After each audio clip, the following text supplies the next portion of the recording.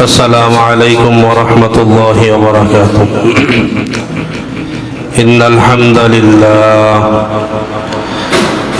لله الذي جعل الشمس والقمر بحسبان والنجم والشجر يسجدان وفضل زمانا على زمان كما فضل مكانا على مكان وإنسانا على إنسان ونشهد أن لا إله إلا الله وحده لا شريك له لا ضد له ولا ند له ولا مثل له وأشهد أن سيدنا وسندنا وحبيبنا وحبيب ربنا وطبيبنا وطبيب قلوبنا ومولانا محمد صلى الله تعالى عليه وعلى آله وأصحابه وبارك وسلم. أما بعد فأعوذ بالله من الشيطان الرجيم. بسم الله الرحمن الرحيم. قل إن كنتم تحبون الله فاتبعوني يحببكم الله ويغفر لكم ذنوبكم والله غفور رحيم.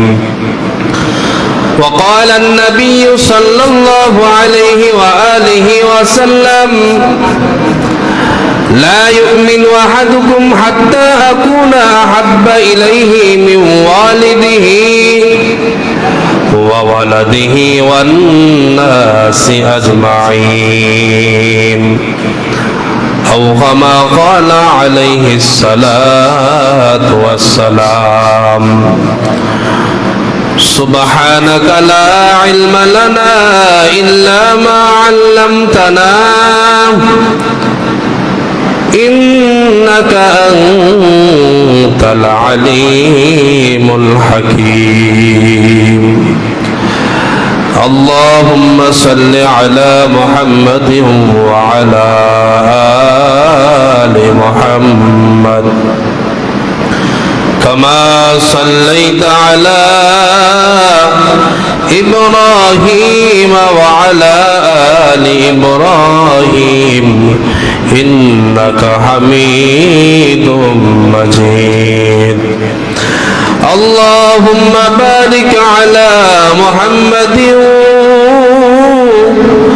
وعلى آل محمد كما باركت على إبراهيم وعلى آل إبراهيم إنك حميد مجيد. رہے میرے مسکن رہے میرے مسکن حوالی کعبہ بنے میرے مدفن دیار مدینہ بلغ العلا بکمالہ كشف الدجى بجماله حسنت جميع خصاله صلوا عليه وآله لا إله إلا الله لا إله إلا الله لا إله إلا الله لا إله إلا الله لا إله إلا الله لا إله إلا الله لا إله إلا الله لا إله إلا الله لا إله إلا الله محمد رسول الله صلى الله عليه وسلم الحمد لله আল্লাহ পাক রব্বুল আলামিনের দরবারে লাখো কোটি শুকরিয়া যেই মহান রব্বুল আলামিন আমাদেরকে আপনাদেরকে পবিত্র জুমার দিন তার পবিত্র হুকুম জুমার নামাজ আদায়ের উদ্দেশ্যে মসজিদে আগে আগে আসার বসার দিনে আলোচনা করার এবং শোনার তৌফিক দান করেছেন। এই জন্য সেই মহান মালিকের দরবারে দিল থেকে শুকরিয়া আদায় করি আলহামদুলিল্লাহ। আজ রবিউল সানি মাসের প্রথম জুমা। তো গত মাসভর আপনারা রাসূলের জীবনের সম্পর্কে আলোচনা শুনছেন বিভিন্ন মসজিদে জুমার বয়ানে বিভিন্ন অনুষ্ঠানে। তো আমি আজকে আপনাদের সামনে একটা আয়াতে কারিমে তেলাওয়াত করেছি। নবীজির অসংখ্য অগণিত হাদিস থেকে একখানা হাদিস তেলাওয়াত করেছি। আয়াত এবং হাদিসকে সামনে রেখে নবীজির প্রতি সাহাবা একরাম কেমন ভালোবাসছেন, কেমন মহাব্বত করছেন এবং আমাদের কি করা উচিত সেই সম্পর্কে কিছু আলোচনা করবো ইনশাআল্লাহ। তো রাসূল সাল্লাল্লাহু আলাইহি ওয়াসাল্লাম পৃথিবীর ইতিহাসে আল্লাহ পাক রব্বুল আলামিন তাকে এক উত্তম আদর্শ দিয়া পাঠাইছেন, যে আদর্শের কাছে যে আদর্শকে ভালো বলতে 100% বাধ্য ইহুদি খ্রিস্টানরাও। এবং আল্লাহ রাব্বুল আলামিন নিজেই সার্টিফিকেট দিয়েছেন নবীকে, ওয়া ইন্নাকা লাআলা খুলুকিন আযীম, যে নবী আপনি উত্তম চরিত্রের অধিকারী, আপনার মতন ভালো চরিত্রের অধিকারী আমার সৃষ্টির ভিতরে দ্বিতীয় কেউ নাই। সুবহানাল্লাহ। তো আল্লাহ তাআলা নবীকে ভালোবাসা, নবীর প্রতি ঈমান আনয়ন করে আল্লাহ পাক রব্বুল আলামিন নিজে বলেন যে তোমরা যদি আমার ভালোবাসা পাইতে চাও তাহলে আমার নবীকে তোমরা আগে মহব্বত করো। আল্লাহ রাব্বুল আলামিন কোরআন পাকের ভিতরে বলেন, قل إن كنتم تحبون الله فاتبعوني يحببكم الله قل إن كنتم تحبون الله فاتبعوني يحببكم الله ويغفر لكم ذنوبكم والله غفور رحيم। আল্লাহ পাক রব্বুল আলামিন বলেন, হে নবী আপনি উম্মতদেরকে জানাই দেন তোমরা যদি আমি আল্লাহর ভালোবাসা পাইতে চাও, কুল ইন কুনতুম তুহিব্বুনাল্লাহ ফাত্তাবিউনি, তাহলে আপনি উম্মতদেরকে জানাই দেন তাহলে প্রকৃতপক্ষে আমি নবীকে মহব্বত করো। আমি নবীকে মহব্বত করতে পারলে আল্লাহর ভালোবাসা তোমরা পেয়ে যাবা। ওয়া ইয়াগফির লাকুম যুনুবাকুম, আর আল্লাহ পাক রব্বুল আলামিন তোমাদের জীবনের সব গুনাহ খাতা maaf করিয়া দিবেন। এই জন্য আল্লাহ রাসূল বলেন, লা ইউমিনু আহাদুকুম হাত্তা আকুনা হাব্বা ইলাইহি মিন ওয়ালিদিহি ওয়া ওয়ালাদিহি ওয়ান নাসি আজমাইন, তোমরা ততক্ষণ পর্যন্ত প্রকৃত মুমিন হইতে পারবা না যতক্ষণ পর্যন্ত তোমরা তোমাদের নিজের থেকে, নিজের বাবা মার থেকে, সন্তান সন্তানি, জানমালের থেকে, এক কথায় পৃথিবীর সমস্ত মানুষ থেকে যতক্ষণ পর্যন্ত আমি নবীকে মহাব্বত করতে না পারবা, ততক্ষণ পর্যন্ত প্রকৃত মুমিন হইতে পারবা না। পয়গম্বর আলাইহিস সালাতু ওয়াস সালাম একবার হযরত ওমর রাদিয়াল্লাহু তাআলা আনহুর সঙ্গে, নবীর সঙ্গে ওমর রাদিয়াল্লাহু তাআলা আনহু হাঁটতেছেন। নবীজি ওমরকে জিজ্ঞেস করলেন, ওমর, তুমি আমাকে কতটুকু মহব্বত করো? ওমর রাদিয়াল্লাহু তাআলা আনহু বললেন, ওগো পয়গম্বর, আমি আপনাকে আমার সব কিছুর থেকে বেশি মহব্বত করি, পিতা মাতা সন্তান সন্ততি আমার সম্পদ থেকেও। এবার নবীজি বললেন, তুমি কি তোমার জানের থেকেও কি আমি নবীকে মহব্বত করো?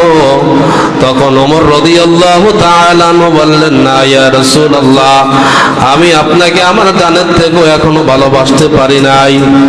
তখন নবীজি বললেন, লা ইউমিনু আহাদুকুম হাত্তা আকুনা আহাব্বা ইলাইহি মিন ওয়ালিদিহি ওয়া ওয়ালাদিহি ওয়ান নাসি আজমাইন। তুমি ততক্ষণ পর্যন্ত প্রকৃত মুমিন হইতে পারবা না যতক্ষণ পর্যন্ত তুমি আমি নবীকে, তোমার সন্তান সন্ততি, পিতা মাতা, ধন সম্পদ, এক কথায় তুমি যদি তোমার নিজের জানের থেকেও আমি নবীকে মহব্বত করতে না পারো, ততক্ষণ পর্যন্ত তুমি প্রকৃত মুমিন হইতে পারবা না। ভাইরা আমার, তাহলে প্রকৃত মুমিন হইতে হইলে নবীকে নিজের জানের থেকেও মহব্বত করতে হবে। নবীকে ভালোবাসার দৃষ্টান্ত ইতিহাস সাহাবায়ে কেরাম স্থাপন করে গেছেন। নবীকে যেই পরিমাণ ভালোবাসছেন, এটা পৃথিবীর ইতিহাসে এক দৃষ্টান্ত, এটা এক বিরল দৃষ্টান্ত রেখে গেছেন। হুদাইবিয়ার সন্ধির সময় কাফেরদের থেকে একজন প্রতিনিধি পাঠাইছেন মুসলমানদের অবস্থা পর্যবেক্ষণ করার জন্য, খবর নেওয়ার জন্য। কাফেরদের প্রতিনিধি তিনি মুসলমানদের অবস্থা দেখিয়া তাদের দলের কাছে গিয়া বর্ণনা করতেছেন, হে কুরাইশ সম্প্রদায়, তোমরা শোনো, খেয়াল করিয়া শোনো, আমি পৃথিবীর বড় বড় রাজা বাদশার দরবার ভ্রমণ করেছি, দেখেছি, কিন্তু মুহাম্মাদের দরবার দেখার পর আমার ধারণা পাল্টে গেছে। মুহাম্মদ যখন কোন থুতু ফেলায়, তার সাথীদের মধ্যে থেকে, তার ভক্তদের মধ্যে থেকে কেউ না কেউ সেটা নিয়ে তার মুখে মাখে, তার শরীরে মাখে, এটা তারা বরকতের কারণ মনে করে। মুহাম্মদ যখন কোন আদেশ করে, সে আদেশ পালন করার জন্য সবাই উদ্রেক হয়, সবাই পাগল পারা হয়ে যায়, সবাই পালন করার জন্য ব্যস্ত হয়ে পড়ে। মুহাম্মদ যখন ওযু বানায়, ওযুর অবশিষ্ট পানি নিয়ে তার সাথী সঙ্গীরা, তার ভক্তবৃন্দরা কারাকারি শুরু করে দেয়। এক কথায় মুহাম্মদ যা কিছু করে না কেন, তার ভক্তরা সেটাই রাজি খুশি হয়ে যায়। মুহাম্মাদের সামনে তারা কখনো উচ্চ আওয়াজে কথা বলে না, তারা বড় গলায় কথা বলে না। এরকম হাজারো দৃষ্টান্ত হাদিসের কিতাবে লেখা আছে, সাহাবাদের নবীর প্রতি কি পরিমাণ ভালোবাসা দেখাইছেন। পয়গম্বর আলাইহিস সালাতু ওয়াস সালাম একবার তিনি সিংহা লাগাইলেন, তিনি এক সাহাবাকে বললেন, আব্দুল্লাহ ইবনে জুবাইরকে বললেন, তুমি এটা কোথাও দাফন করে আসো। ওই সাহাবা কিছু দূর যাইয়া নবীর থেকে আড়াল হইয়া তিনি ওই রক্তটুকু গিলে ফেললেন, খেয়ে ফেললেন। কিছুক্ষণ পর নবীজির কাছে যখন আসলেন, নবীজি জিজ্ঞেস করলেন, রক্তটা কি করছো? তখন ওই সাহাবা বললেন, ওগো পয়গম্বর, আমি রক্তটা খেয়ে ফেলাইছি। এবার নবীজি বললেন, যেই শরীরে আমার রক্ত গেছে, ওই শরীর জাহান্নামে স্পর্শ করবে না। সুবহানাল্লাহ। ভাইরা আমার, উহুদ যুদ্ধের দিন প্রথম দিক দিয়ে মুসলমানদের একটা যুদ্ধের পর যুদ্ধ বিজয়ের দিকে দেখা গেল, কিন্তু মুসলমানদের একটু সামান্য ভুলের কারণে তারা যুদ্ধে পরাজিত হয়ে গেল। হাজারো শত শত ওই দিন 70 জন সাহাবা তিনারা শাহাদাত বরণ করলেন। তালহা রাদিয়াল্লাহু তাআলা আনহু নবীকে ঘিরিয়া তারা কাফেরদের মোকাবেলা করতেছেন। যেই দিক থেকে তীর আসে নবীর প্রতি তিনি বুক পেতে দেন, নবীর ডাল হয়ে গেলেন। যুদ্ধের শেষে তিনি যখন শাহাদাত বরণ করলেন তার শরীরে 70টার বেশি তীরের আঘাত পাওয়া গেছে। নবীকে চেপে রাখতে যাইয়া, নবীকে ঠেকাইতে যাইয়া, নবীর শরীরে যেন একটা তীর তরবারে আঘাত না লাগে তিনি এটা ঠেকাইতে যাইয়া তিনি কাফেরদের মোকাবেলা করছেন। এক পর্যায়ে তিনি শাহাদাত বরণ করছেন, কিন্তু শাহাদাত বরণ করার পর দেখা গেছে তার শরীরে 70টার উপরে তীর লেগে গেছে। নবীজির হেলমেট ভেঙে তার দুইটা কড়া তার মাথার ভিতর ঢুকে গেলেন। উবাইদা ইবনে জাররাহ রাদিয়াল্লাহু তাআলা আনহু তিনি নবীজির মাথার ভিতরে যে হেলমেট ঢুকে গেছেন ওটা বের করার জন্য তিনি দাঁত দিয়ে যখন কামড় দিলেন তার একটা দাঁত ভেঙে গেল। আর একটা করে উঠাইতে গেলেন, আর একটা দাঁত ভেঙে গেল। এরপর ওটা নবীজির যখন জখম থেকে রক্ত বের হইলেন, আর একজন সাহাবা ওটা দেখিয়া তিনি তার জিহ্বা দিয়া চেটে পরিষ্কার করে দিলেন এবং রক্তটুকে খেয়ে ফেললেন। এটা দেখার পর নবীজি বললেন, লাং তামাসসাকান নার, যেই রক্ত আমার রক্ত যার শরীরে প্রবাহিত সেই শরীর কখনো জাহান্নামে স্পর্শ করবে না।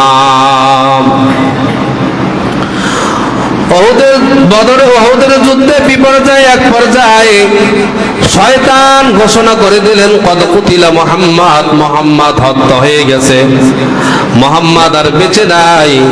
এই খবর শোনার পর সাহাবারা কিন্তু তারা অস্থির হয়ে গেলেন, নবীর জন্য নবী নাই। এক পর্যায়ে একজন আনসারী সাহাবী দৌড়াইতে দৌড়াইতে যুদ্ধের ময়দানের দিকে যাইতেছেন নবীকে দেখার জন্য। কিছুক্ষণ যাওয়ার পর একজন বলতেছে, তুমি কোথায় যাও? তোমার বাবা যুদ্ধের ময়দানে শহীদ হয়ে গেছে। এবার তিনি বললেন, বলো আমার নবী কেমন আছে? কিছু দূর যাওয়ার পর বললেন, তোমার স্বামী যুদ্ধের ময়দানে শহীদ হয়ে গেছে, তুমি কোথায় যাও? এবার তিনি কোনো কথা না বলে আবার চলতেছেন। কিছু দূর যাওয়ার পর তিনি আবার একজন বলতেছে, তুমি কোথায় যাও? তোমার সন্তান যুদ্ধের ময়দানে শহীদ হয়ে গেছে। এবার তিনি বলতেছেন, বলো আমার নবী কেমন আছে? কিছুক্ষণ পর যখন যুদ্ধের ময়দানে গেলেন, গিয়ে শুনতে পারলেন নবীজি জীবিত আছেন, সুস্থ আছেন।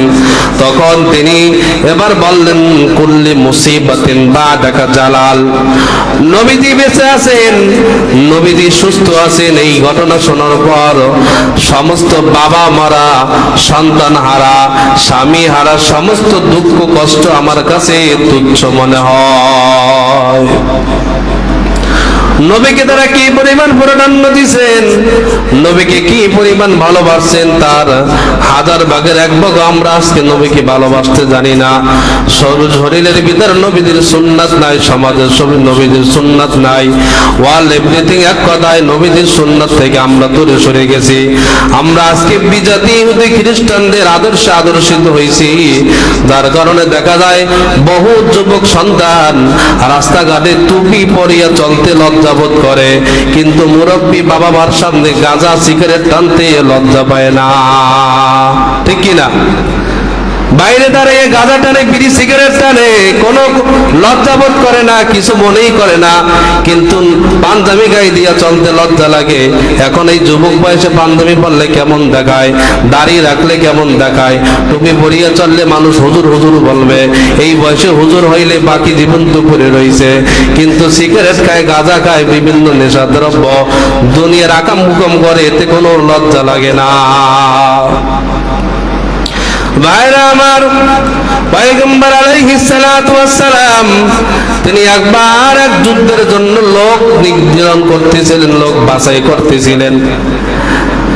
এক পর্যায়ে একজন মহিলা ছোট একটা দুধের বাচ্চা 6-7 মাসের বাচ্চাকে নিয়ে নবীর দরবারে আসলেন এবং বললেন, ওগো পয়গম্বর, ওগো পয়গম্বর, আপনি আমার এই সন্তানকে যুদ্ধে নিয়ে যান। নবীজি ওই মহিলাকে বললেন, ও মহিলা, তুমি তো জানো এটা যুদ্ধের ময়দান, এটা খেলার জায়গা না। এই তোমার এই নাবালক দুধের বাচ্চা 6-7 মাসের বাচ্চা, এ তো ঠিক মতন বসতেই পারে না। এই কেমনে ঘোড়ার পিঠে বসবে, কেমনে তরোয়াল চালাবে, কেমনে ঢাল ধরবে। এবার ওই মহিলা বলতেছে, ওগো পয়গম্বর, আমিও জানি আমার এই সন্তান বসতে পারে না, ঢাল তরবারি কিছুই চালানোর যোগ্যতা তার নাই, কিন্তু আমার তো আশা, আমার স্বামী নাই, যুদ্ধের ময়দানে যাইয়া শহীদ হইতে পারলে কত ফজিলাত, সেটা তো আমার স্বামী নাই। স্বামী থাকলে স্বামী যুদ্ধের ময়দানে যাইতো। ওগো পয়গম্বর, যখন আপনি যুদ্ধের ময়দানে যাবেন, কাফের মুশরিকরা যখন আপনার নবীকে লক্ষ্য করিয়া তীর তরবারি মারবে, তখন আপনি আমার এই সন্তানকে ঢাল হিসাবে ব্যবহার করিয়েন। যা তরবারির আঘাত, যা তীরের আঘাত আমার এই সন্তানের গায়ে লাগবে, কিন্তু আপনি নবীর গায়ে যেন তীর তরবারির আঘাত না লাগতে পারে। নবীতে তারা কেমন ভালোবাসেন সাহাবায়ে কেরাম, নবীজির কারণে, তার নবীজির মহাব্বতে, নবীজির আশিক হইয়া তাদের জীবনটা উৎসর্গ করে দিয়েছেন, এমনকি তাদের জান মাল অর্থ সম্পদ সবকিছু নবীর জন্য ব্যয় করে দিয়েছেন। আরবের ভিতরে ধনাঢ্যদের মধ্য থেকে আবু বকর ছিলেন একজন অন্যতম ধনাঢ্য ব্যক্তি। তিনি যখন তাবুক যুদ্ধের সময় নবীজি সাহাবায়ে ইকরামদেরকে বলতেছেন, ও সাহাবায়ে ইকরাম, আপনারা যুদ্ধের জন্য আপনারা আপনাদের সামর্থ্য অনুযায়ী মাল সম্পদ দান করেন। তখন আবু বকর রাদিয়াল্লাহু তাআলা আনহু সমস্ত সাহাবারা উপস্থিত সাহাবায়ে ইকরাম ঘরে গেছেন, সাধ্য অনুযায়ী তারা মাল সম্পদ নিয়ে আসছেন। ওমর রাদিয়াল্লাহু তাআলা আনহু যখন আসলেন, তখন নবীজি জিজ্ঞেস করলেন, ওমর, কি নিয়ে আসছেন? ওমর রাদিয়াল্লাহু তাআলা আনহু বললেন, ও পয়গম্বর, আমার ঘরের ভিতরে যে সম্পদ ছিল তার অর্ধেক নিয়ে আসছি। কিছুক্ষণ পর আবু বকর আসলেন। আবু বকর আসার পর নবীজি জিজ্ঞেস করলেন, আবু বকর, আপনি ঘরের ভিতর কি রেখে আসছেন? ওমরকে বলছেন, আপনি কি নিয়ে আসছেন? আবু বকরকে বলে, আপনি কি রেখে আসছেন? এবার আবু বকর বলতেছে, ওগো পয়গম্বর, ঘরের ভিতরে কিছু নাই, একমাত্র আল্লাহ এবং তার রাসূলকে রেখে আসছি। যা ছিল ঘরের ভিতর সব নিয়ে আসছি। আমি আসার সময় আমার ঘরের বেড়াকে এইভাবে হাতাইয়া আসছি, যাতে একটা সুই পর্যন্ত ঘরে না থাকে। একটা সুই যদি হয় তাহলে আমার কোনো মুজাহিদ ভাইয়ের কাপড় সেলাইয়ের কাজেও লাগতে পারে। এক কথায় ঘরে কিছুই নাই, ঘরের ভিতর আছে একমাত্র আল্লাহ এবং তার রাসূল। এবার কিছুক্ষণ পর জিবরাইল আলাইহিস সালাতু ওয়াস সালামকে আল্লাহ পাঠিয়ে দিলেন। নবীর কাছে আসিয়া জিবরাইল বলতেছে, ওগো পয়গম্বর, আল্লাহ পাক আবু বকরকে সালাম জানাইছেন। আল্লাহ বলছেন, আল্লাহ আবু বকরের উপর খুশি আছেন। আবু বকরের কাছে শুনতে চাইছেন যে আবু বকর কি আল্লাহর উপর খুশি আছে কিনা। আবু বকর এক সময় ধনাঢ্য ব্যক্তি ছিল, সব সম্পদ ইসলামের জন্য, নবীর জন্য, আমার হাবিবের জন্য ব্যয় করছে। এই সম্পদ ব্যয় করার পর এখন সে গরিব হয়ে গেছে। এই অবস্থায় কি সে আমি আল্লাহর উপর রাজি খুশি আছে কিনা আল্লাহ জানতে চাইছে। এবার নবী বলতেছেন, আবু বকর, আল্লাহ আপনার জন্য সালাম পাঠাইছেন, আর আল্লাহ জানতে চাইছেন আল্লাহ আপনার উপর রাজি খুশি আছে, আপনি কি আবু বকর আল্লাহর উপর রাজি আছেন কিনা। এবার এই কথা শোনার পর আবু বকর বাচ্চাদের মতো কেঁদে ফেললেন, হাউ মাউ করে কেঁদে ফেললেন, আর বললেন, ওগো পয়গম্বর, এটা কেমন কথা বললেন? আমি কেন আমার আল্লাহর উপর রাজি খুশি থাকবো না? সর্ব অবস্থায়, সব হালাতে আল্লাহ আমাকে যেইভাবে রাখেন আমি আল্লাহর উপর রাজি খুশি আছি। ভাইরা আমার, সাহাবায়ে কেরাম তাদের দৃষ্টান্ত, নবীকে এমন ভালোবাসেন যেটা পৃথিবীর দৃষ্টান্ত, ইতিহাসের দৃষ্টান্ত এইভাবে পাওয়া যায় না।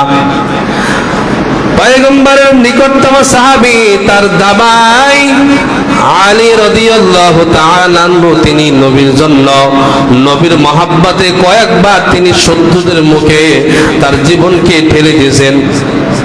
পয়গম্বর আলাইহিস সালাতু ওয়াস সালাম হিজরতের আগে হাজার শত শত সাহাবা একরাম হিজরত করিয়া যখন মদিনার দিকে যায়, পয়গম্বর আলাইহিস সালাতু ওয়াস সালাম তখন আল্লাহ তাআলার আদেশ আসে নাই। যেদিন আদেশ আসবেন সেই দিন পয়গম্বর আলী রাদিয়াল্লাহু তাআলা আনহুকে নিজের বিছানায় রাখিয়া তিনি হিজরত করার জন্য যখন বের হবেন, দেখেন চতুর্দিক থেকে কাফেরদের বেষ্টনী। নবী যখন বের হবে নবীকে মেরে ফেলবে। কাফেররা একবার ঘোষণা করলো, মুহাম্মদকে যে তার মাথা এনে দিতে পারবা তার জন্য 100 উট পুরস্কার। 100 উটের কত দাম, তাহলে কে এই পুরস্কার হাতছাড়া করতে চায়?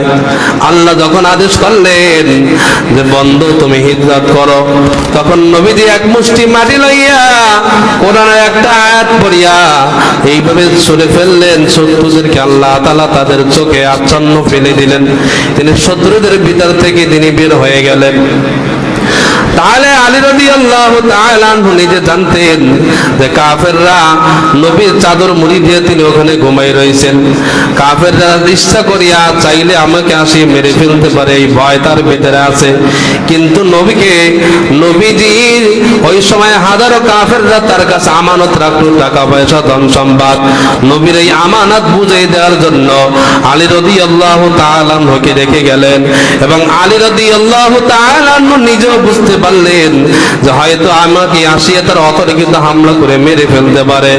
তিনি এই ভয়ে তোয়াক্কা করলেন না, নবীর মহাব্বতে তিনি থেকে গেলেন। এটা একটা নবীর প্রতি যে একটা ভালোবাসা, এটা একটা দৃষ্টান্ত। পয়গম্বর আলাইহিস সালাতু ওয়াস সালামের সাহাবী বন্ধু আবু বকর, তিনি নবীর জন্য নবীজি বলছিলেন, আবু বকর আমার সঙ্গে হিজরতে আপনি সঙ্গী হবেন। যখন তিনি বলছেন, ওই দিন রাত্রে তিনি আর ঘুমান না, তিনি 2টা উট কিনিয়া রেডি করে রাখছেন। যখন নবীজি ডাক দিবেন তখন নবীজির সঙ্গে আমি হিজরত করতে যাব। পয়গম্বর আলাইহিস সালাতু ওয়াস সালাম যখন আল্লাহর আদেশ পাইলেন, আদেশ পাওয়ার পর গভীর রজনীতে যাইয়া আবু বকরের দরজায় ডাক দিলেন আস্তে করে, আবু বকর। আবু বকর রাদিয়াল্লাহু তাআলা আনহু বললেন, লাব্বাইক ইয়া রাসূলুল্লাহ। এবার আবু বকরকে নবীজি বললেন, আবু বকর আপনি আস্তে বলি, আমি আস্তে করি আপনাকে ডাক দিলাম। ডাক দেওয়ার সঙ্গে সঙ্গে আপনি কেমনে দরজা খুলে দিলেন? এই গভীর রজনীতে পৃথিবীর সমস্ত মানুষ ঘুমায়, সমস্ত মাখলুকাত ঘুমাই গেছে, আপনি একবার ডাকার সঙ্গে সঙ্গে আপনি কেমনে দরজা খুললেন? এবার আবু বকর চোখের পানি ফেলাইয়া বলতেছেন, গো পয়গম্বর আপনি যেদিন বলছিলেন আবু বকর হিজরতের সঙ্গী হবেন আপনি, ওই দিনের পর আমি একটা উট রেডি করিয়া আমি আপনার অপেক্ষায় রয়েছি। আমি আবু বকর এই 6টা মাস একটা বারের জন্য রাতের বেলায় বিছানায় পিঠ দেই না। সুবহানাল্লাহ। আবার আবু বকর বলে, ও হুজুর আমি আবু বকর ঘুমাই না, শুধু তাই নয় আমার এই ছোট মেয়ে আসমাও ঘুমায় না, প্রতিদিন নাস্তা বানাইয়ে রেডি করিয়া রাখে। আপনার নবী আসবে, হিজরতে যাবে, নাস্তা বানাইয়ে তিনি রেডি করে। শুধু আমি ঘুমাই না, আমার মেয়ে ঘুমাই না তাই নয়, এই যে দেখেন উট 2টা তারাও ঘুমায় না, তারাও পথের দিকে তাকায়। আপনি নবী আসবেন হিজরতের জন্য, আপনার জন্য অপেক্ষা করে। একবার যাই হিজরতে বের হয়ে গেলেন। হিজরতে বের হওয়ার পর গায়ে সাওর নামক একটা গুহায় যাইয়া তারা আশ্রয় নিলেন। গায়ে সাওরে যাই আশ্রয় নিলেন।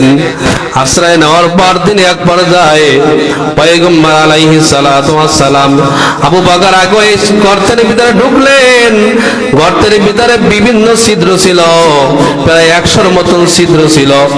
আবু বকর রাদিয়াল্লাহু তাআলা আনহু তার রুমাল দিয়া সিরে সিরে বহু ছিদ্র তিনি বন্ধ করলেন, কিন্তু একটা ছিদ্র তিনি বন্ধ করতে পারলেন না।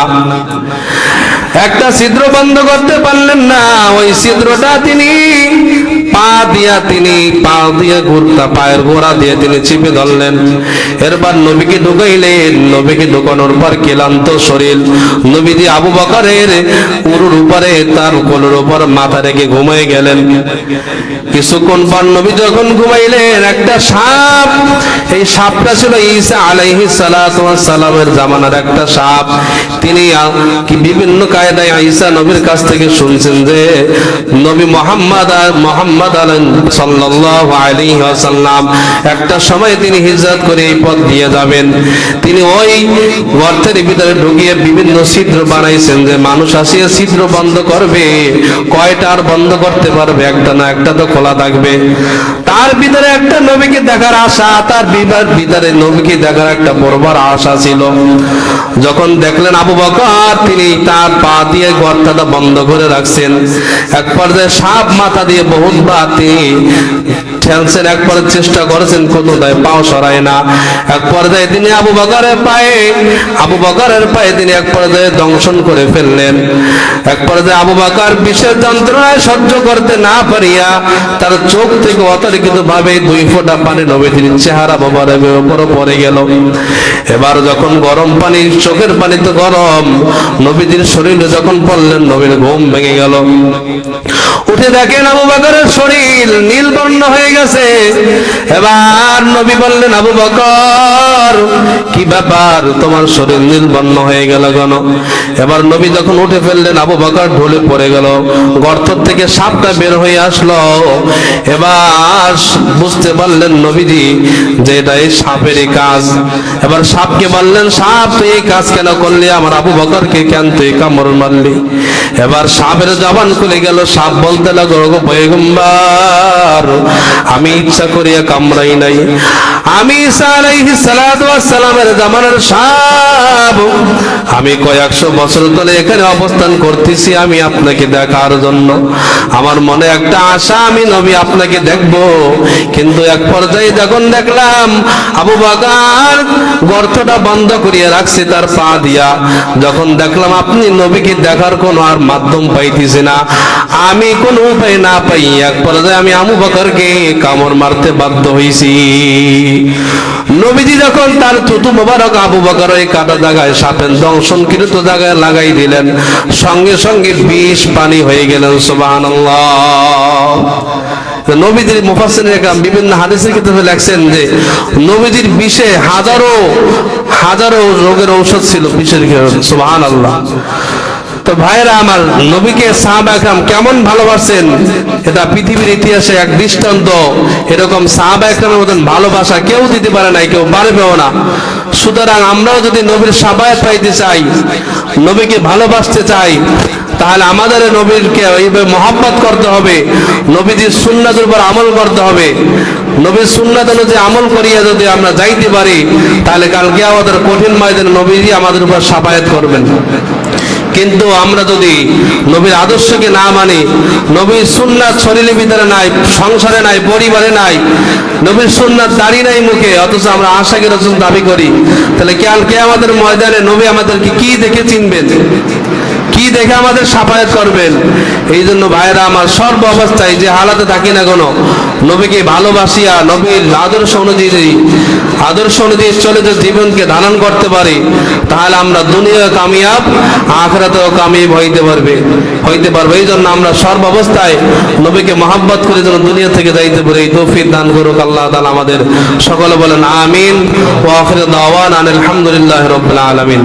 যাদের সুন্নাত বাকি আছে 4 রাকাত সুন্নাত নামাজ আদায় করুন।